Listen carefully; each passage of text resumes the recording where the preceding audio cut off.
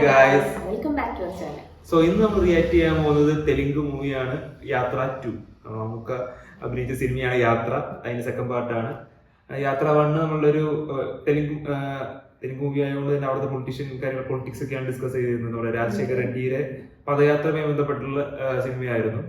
ഞാനത് മുഴുവൻ കണ്ടിട്ടില്ല, ഞാൻ അവിടെ കയറി കണ്ടിട്ടുള്ളൂ. അപ്പോൾ അത് അതിന്റെ സെക്കൻഡ് പാർട്ടാണത്. ഇതിലിപ്പോ പുതിയതായിട്ട് ജിയോ വരുന്നുണ്ട്.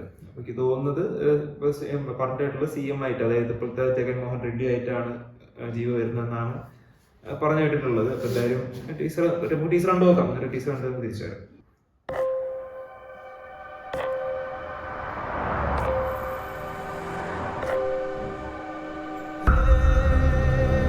ఏమన్నా ఇంత రాత్రి అయింది, నిద్రపోకుండా ఈడేం చేస్తున్నావునా? మా వైఎస్ఆర్ కొడుకు వస్తున్నాడంట, ఆయన కోసం ఎదురు చూస్తున్నా అన్నా. కాదన్నా, మీ వైఎస్ఆర్ కొడుకు వచ్చి నీ ముందు నిల్చున్నా నీకు కనపడదు కదనా?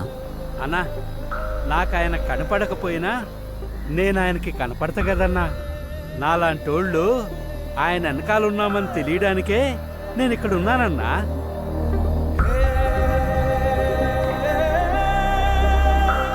తండ్రి పోయాడనుకుంటే కొడుకొచ్చాడు. Congress party can create another 100 YSRs. Tell him, if he doesn't fall in line, the consequences will be very harsh.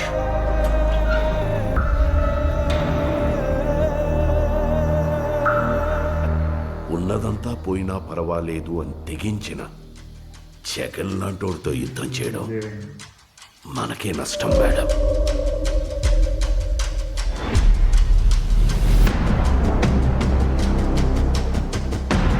చరిత్రలో కని విని ఎరుగని రీతిలో అవినీతి చేశాడని అభియోగాలు మోపండి. 1,00,000 కోట్లని 1,00,000 సార్లు చెప్పించండి. ఒక అబద్ధాన్ని నిజం చెయ్యాలంటే అది మీడియాకి మాత్రమే సాధ్యం. If we can't defeat him, we can destroy him.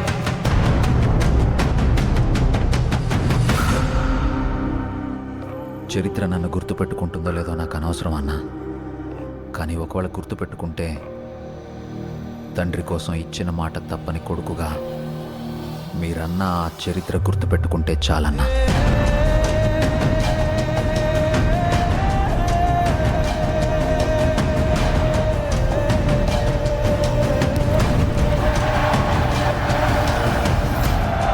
నాకు భయపడడం రాదయ్యా. నేనేంటో, నా రాజకీయం ఏంటో మీకింకా అర్థం కాకపోవచ్చు, కానీ ఒక్కటి గుర్తుపెట్టుకోండి, నేను వైఎస్ రాజశేఖర్ రెడ్డి కొడుకుని.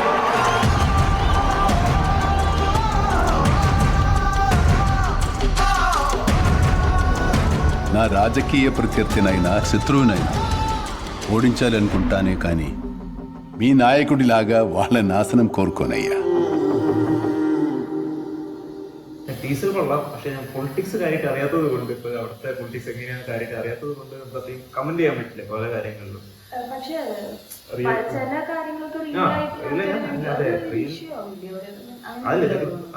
പൊളിറ്റിക്കൽ മൂവി ആയതുകൊണ്ട് അതൊക്കെ ഇഷ്യൂ ആയി വരികയായിരിക്കും, എന്തായാലും അറിയില്ല എങ്ങനെയാണുള്ളതെന്നും.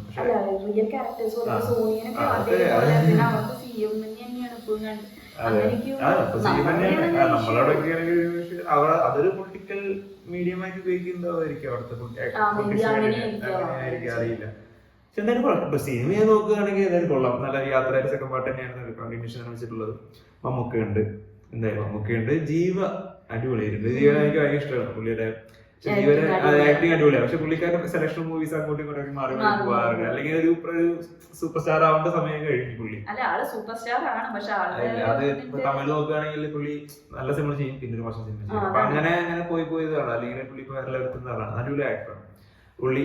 ഇത് വരുന്നുണ്ട്, നല്ല രസമാണ് പുള്ളിക്കാരൻ ചെയ്ത് കാണാൻ. നമുക്കുണ്ട്, നമുക്ക് തന്നെയാണ് ഡബ് ചെയ്തിട്ടുള്ളത്. അത് തന്നെ പുള്ളിക്കാരവിടെ പോയതിന് ഉള്ളിലാണ് ഡബ് ചെയ്തത്. എന്തായാലും അടിപൊളിയായിട്ടുണ്ട്. എന്തായാലും സിനിമയായിട്ട് നോക്കുകയാണെങ്കിൽ നല്ല രസമുണ്ട്. നമുക്കിപ്പോൾ പൊളിറ്റിക്കൽ കാര്യങ്ങൾ അറിയില്ലെങ്കിൽ കൂടി ഇപ്പൊ സെക്കൻഡ് പാർട്ട് വരുമ്പോൾ അതിന്റെ കണ്ടിന്യൂഷൻ തന്നെയാണ്. നല്ല അതേ സെയിം ഫസ്റ്റ് കാണുന്ന അതേ ഫസ്റ്റ് കുറച്ച് സീൻസ് കണ്ടിട്ടുണ്ട്, പക്ഷെ അതേ ഒരു ഫോർമാറ്റ് തന്നെയാണ് ഇതിലും സെക്കൻഡിൽ ഉള്ളത്. അതേ ഒരു ലൈൻ ഓഫ് ഫിലിം മേക്കിംഗ് എല്ലാവർക്കും സെയിം ആണ്. എന്തായാലും കൊള്ളാം. എന്തായാലും ടീച്ചർ നന്നായിട്ടുണ്ട്. എന്തായാലും സിനിമ നന്നാവട്ടെ. അപ്പോൾ അടുത്ത വേറെ പറയാനില്ല, അടുത്ത വീഡിയോ വരുന്നതായിരിക്കും. അതുവരെ ബൈ ബൈ.